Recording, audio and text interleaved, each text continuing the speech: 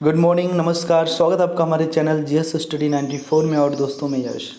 तो दोस्तों जैसा कि दैनिक जागरण के जो राष्ट्रीय संस्करण का जो एडिटोरियल है वो बहुत ही आज खास होने वाला है, क्योंकि इस कंटेंट को लिखा है जो राष्ट्रीय कह सकते हैं, आप देख लेते हैं एक बार जी, भाजपा के जो राष्ट्रीय अध्यक्ष हैं जिनका नाम जेपी नड्डा है। इससे पहले दोस्तों अमित शाह जी थे, उसके बाद इस पद पे बैठाया गया है जेपी नड्डा जी को। तो ये देखने से पहले हम थोड़ा सा उन वाक्यों की तरफ चलते हैं जिनमें वो क्षमता और कुवत होती है कि मोटिवेट कर सकें। यहाँ पर लिखा, कामनाओं को नियंत्रित रखने से ही कल्याण संभव है। इसका मतलब ये है कि आपके अंदर तमाम तरह की कामनाएं चलती हैं, जब तक आप उसे नियंत्रण नहीं करेंगे तब तक कल्याण संभव नहीं है। ये एक देश के रूप में भी सोच सकते हैं, समाज के रूप में सोच सकते हैं और खुद व्यक्तिगत स्तर पर भी सोच सकते हैं। तमाम तरह के लोग होते हैं जिनकी विचारधारा हर 2 घंटे, 3 दिन, 1 हफ्ता, 2 हफ्ते में बदलता रहता है। वो कभी कहेंगे कि मैं डॉक्टर बनूंगा, कभी कहेंगे इंजीनियर बनूंगा, कभी कहेंगे मैं एक्टर बनूंगा, फिर कहेंगे मैं पुलिस में भर्ती हो जाऊंगा, फिर डीएम बनूंगा। इस तरह की अगर आप इच्छाएं और कामनाएं पालेंगे तो आप कहीं कुछ नहीं कर पाएंगे। आपको कहीं किसी एक को प्राथमिकता वरीयता देना पड़ेगा और उससे संबंधित आपको वर्क करना पड़ेगा, मेहनत करनी पड़ेगी, तब आप जाकर कुछ हो पाएगा। तो चलते हैं अब आगे, जेपी नड्डा जी के बारे में देखते हैं। तो सबसे पहले आपको एक चीज़ बता दें, इस लेख में ज़्यादातर जो मिलेगा जो मोदी जी और ख़ासकर जो बीजेपी पार्टी के द्वारा जो किया गया जो कार्य है उसके बारे में ज़्यादातर बातें होंगी, क्योंकि दोस्तों ये उसी पार्टी के राष्ट्रीय अध्यक्ष हैं। ठीक है, तो मतलब अपनी विचारधारा जिस तरह से उन्होंने यहाँ पे प्रस्तुत किया है उसका हम मंथन करेंगे। अब कुछ चीज़ें गलत भी लगेंगी तो उसके ऊपर भी हम अपना कटाक्ष करेंगे, आरोप प्रत्यारोप का सिलसिला जारी रहेगा। पर आप लोग इस चीज़ को समझिएगा कि आप लोग स्टूडेंट हैं, आपको दोनों मतलब एक नकारात्मक और एक जो सकारात्मक दोनों पहलुओं को लेकर चलना है, किसी एक पहलू को लेकर नहीं। ठीक है, तो चलते हैं आगे। देखिए यहाँ पे लिखा है, कोविड-19 के खिलाफ वैश्विक लड़ाई में भारत पूरी दुनिया को राह दिखा रहा है। तो इसकी सबसे बड़ी वजह यह है कि देश का नेतृत्व नरेंद्र मोदी जैसे ऐसे सशक्त व्यक्तित्व के हाथों में है जिन्होंने न केवल समय पर देश में पूर्ण लॉकडाउन लागू किया बल्कि फिजिकल डिस्टेंसिंग और कोरोना वॉरियर्स के सम्मान को जनमानस का मंत्र भी बना दिया।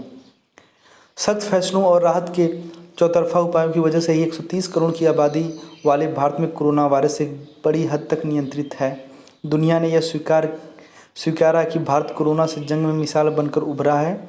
कोरोना संकट पर प्रधानमंत्री मोदी द्वारा लिए गए त्वरित निर्णय यह बताने के लिए काफ़ी है कि अब हिंदुस्तान समस्याओं को टालने में नहीं बल्कि चुनौतियों का मुकाबला करने में यकीन रखता है। तो आप देख सकते हैं कि दोस्तों ये हकीकत बात है, जितने भी इंटरनेशनल ऑर्गेनाइजेशन है, चाहे WHO रहा हो, चाहे IMF रहा हो, चाहे वर्ल्ड बैंक रहा हो, चाहे UNO रहा हो, तमाम लोगों ने किस प्रकार से अप्रिशिएट किया, प्रशंसा किया मोदी जी के निर्णयों के द्वारा।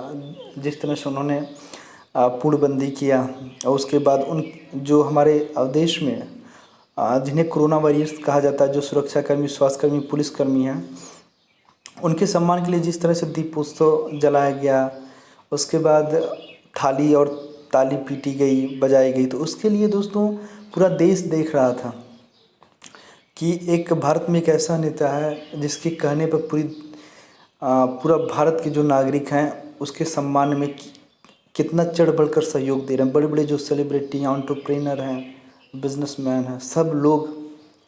तो ये चीज़ें बहुत बड़ी सीख देती हैं और ऐसे ही नेता की ज़रूरत होती है।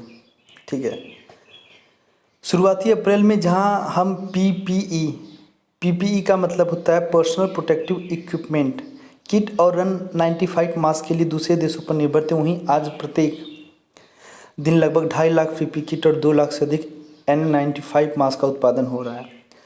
सोचिए, आज भारत वो देश बन गया है जहाँ पर अन्य देश जो पीड़ित हैं, पूरी तरह से कोविड-19 की वजह से संक्रमित पाए जा रहे हैं, वहाँ पर हमारा भारत जैसा देश तमाम तरह के जो किट हैं या फिर इक्विपमेंट है जिसे पीपीई कहते हैं वो सप्लाई कर रहा है। तो ये बहुत बड़ी विशेषता भारत जैसे देश के संदर्भ में।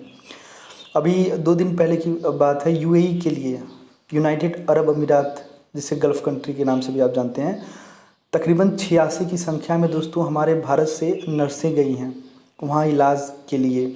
ठीक है, ये बहुत बड़ी बात है कि जिस तरह से हमारा भारत जैसा देश अन्य देशों को दवाएं मुहैया करा रहा है, ये भी अपने में बहुत बड़ा सम्मान की बात है। अब बहुत जल्द भारत इन चीज़ों के उत्पादन में चीन से आगे निकल जाएगा। शुरुआत में जहां विशेषज्ञ वेंटिलेटर्स की कमी को लेकर चिंता जता रहे थे, वहीं आज वेंटिलेटर्स की कोई कमी नहीं है। अप्रैल तक देश में 5 लाख से अधिक आइसोलेशन बेड तैयार कर लिए गए थे। अब पर्याप्त मात्रा में आईसीयू बेड भी तैयार हैं ताकि किसी भी चुनौती से आसानी से निपटा जा सके। फिलहाल 215 स्टेशनों पर रेलवे कोच को कोरोना केयर्स के लिए खड़ा किया जा चुका है। ये प्रबंध यह बताते हैं कि भारत ने कम समय में ही किस तरह स्वास्थ्य ढांचे को ज़रूरत के हिसाब से अपग्रेड कर लिया। देखिए, जो हमारे देश में है ना, वो तमाम तरह के जो शक्ति के साथ जो भाजपा और खासकर मोदी जी की नीतियों का आलोचना करते हैं, ठीक है, आप करिए, आप स्वतंत्र हैं। पर दोस्तों, जो अन्य देशों में जो भारतीय फंसे हैं या फिर अन्य देश के जो लोग हैं, जब इस तरह के कार्य देख रहे हैं ना, तो बहुत ही सराह रहे हैं, बहुत ही अप्रिशिएट कर रहे हैं कि वाह, मोदी जी इतना सब कुछ 2 महीने 1.5 महीने के अंदर कैसे कर सकते हैं।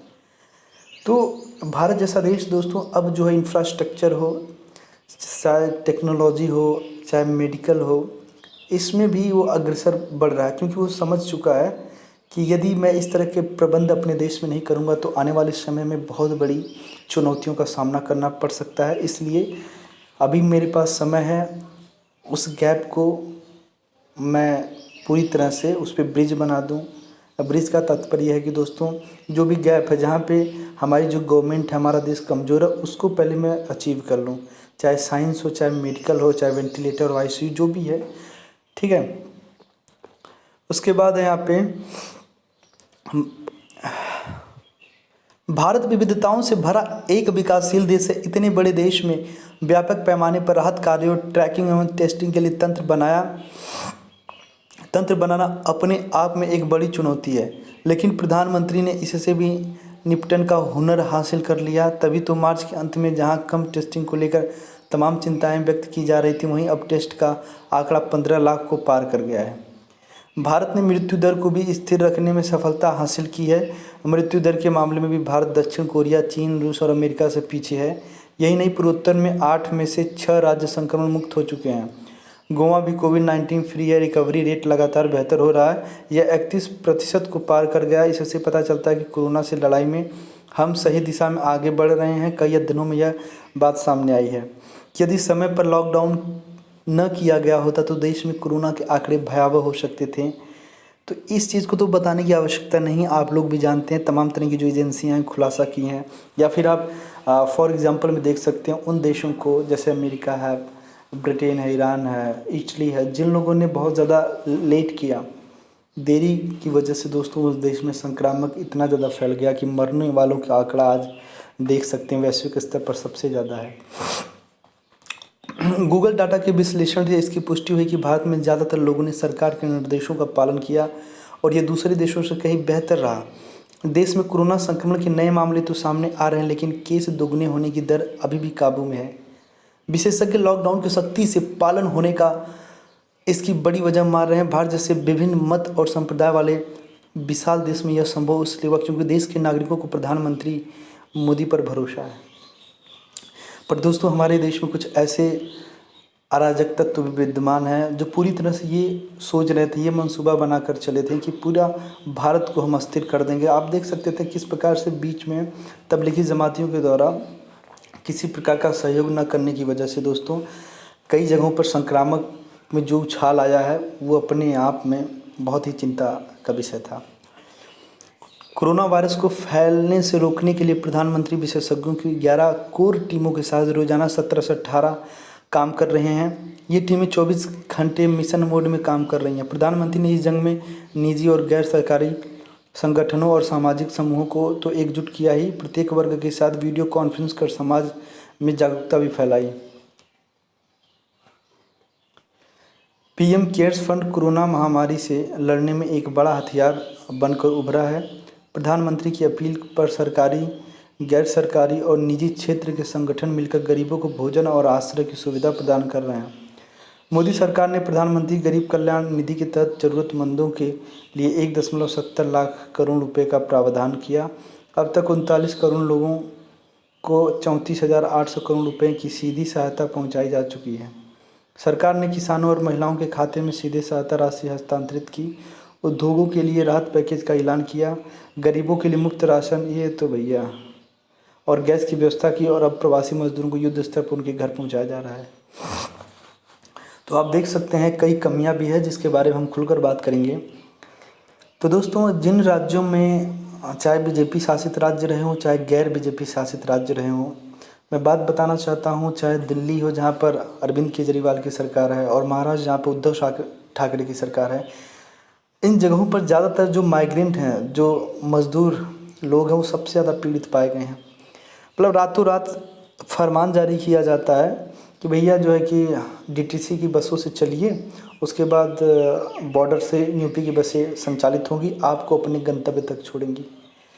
मतलब इस तरह की मूर्खता हमारे देश में उन नेताओं के द्वारा किया जा रहा है जिनसे हमें ये एक्सपेक्ट नहीं थी, हमें ये अपेक्षा नहीं थी वो ऐसा कर सकते हैं। और उसके बाद भोजन पानी की बात है दोस्तों, आप देख सकते हैं तमाम तरह की वीडियो क्लिप वायरल हो रहे हैं। उनके माध्यम से लोग अपनी बातें कह रहे हैं कि भैया खाने के लिए कुछ नहीं है, हम भूख और प्यास से मर जाएंगे। यहाँ तक कि जो एमपी के 16 मजदूर या 17 मजदूर जो रेलवे ट्रैक पर सो रहे थे औरंगाबाद में, वो कट के मर गए। जब वो अपनी बीवी से बंदा बात कर रहा था तो लास्ट जो उसका शब्द था, वर्ड था, उसने यही मेंशन किया था कि हम भूख और प्यास से मर जाएंगे, क्योंकि वो व्यवस्थाएं नहीं है। चलिए 10 दिन 15 दिन कोई व्यवस्था किया, अब जो लॉकडाउन एक्सटेंड होता चला जा रहा है 2 महीने तक, तो उसके सामने तमाम तरह की चुनौतियां सामने आने लगी और राज्य सरकार ने अपना हाथ खड़ा कर लिया। जिस तरह से दोस्तों जब सेकेंड लॉकडाउन एक्सटेंड करने की बात आ रही थी, देखे होंगे बांद्रा रेलवे स्टेशन पे किस प्रकार से भीड़ उमड़ पड़ी थी। तो ये चीज़ें हैं जिसको आप झुटला नहीं सकते। आप कितनी भी योजनाएं बना लें, पर कुछ ऐसे लोग भी हैं जो उसको अस्थिर कर देते हैं। लोग सबसे पहली प्राथमिकता अपने राज्यों के नागरिकों को सेफ जोन में ले जाने की बात करें, दूसरे नागरिकों को सोच रहे भैया तुम अपना लो, हम नहीं दे पाएंगे। क्योंकि महाराष्ट्र में तकरीबन 15 से 20 लाख प्रवासी मजदूर हैं, तो ऐसे में बहुत बड़ा खर्च होता है। पर दोस्तों, यदि आज मुंबई मुंबई है ना, लोग पूछते हैं मुंबई को ना, क्योंकि बहुत जगह ऐसे हैं जहाँ पे दरिया का किनारा है, पर कोई मुंबई इसलिए नहीं बन पाया क्योंकि दोस्तों वहाँ पे यही यूपी बिहार वाले, उड़ीसा वाले, छत्तीसगढ़ वाले, झारखंड वाले अपनी मेहनत से उस शहर को उस पायदान पर रखे हैं, नहीं तो उसकी क्या स्थिति होती देख सकते हैं। भाजपा ने भी प्रधानमंत्री से प्रेरणा लेते हुए मिशन मोड में जन सेवा का बड़ा अभियान शुरू किया। हर जरूरतमंद तक भोजन और राशन उपलब्ध कराने के अभियान के तहत पार्टी कार्यकर्ता 9 करोड़ से अधिक लोगों तक भोजन और लगभग 3 करोड़ को 10 से 20 दिन का राशन पहुंचा चुके हैं। पार्टी कार्यकर्ताओं ने भी देश सेवा के इस अभियान में चढ़ बढ़कर भाग लेते हुए पीएम केयर्स फंड में दान दिया।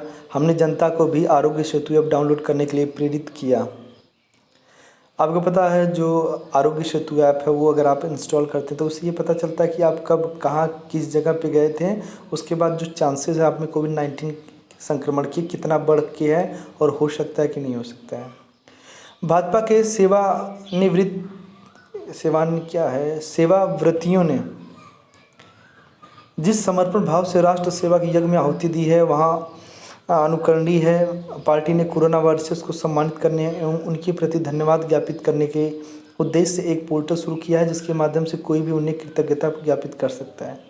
नरेंद्र मोदी प्रधानमंत्री के साथ प्रस्फुटित हो रहे नए भारत के प्रवर्तक और सामाजिक चेतना के अग्रदूत भी हैं, जिनके आह्वान पर स्वच्छ भारत अभियान देश का मिशन बन जाता है। बेटी बचाओ बेटी पढ़ाओ समाज का मूल मंत्र बन जाता है। इसी तरह कोरोना से जंग में भी उन्होंने समाज को एक नई राह दिखाई है। चाहे वह जनता कर्फ्यू हो, स्वास्थ्य कर्मी का सम्मान हो या दीर्घ दिए जलाकर निर्णायक लड़ाई में एकजुटता प्रदर्शित करना हो।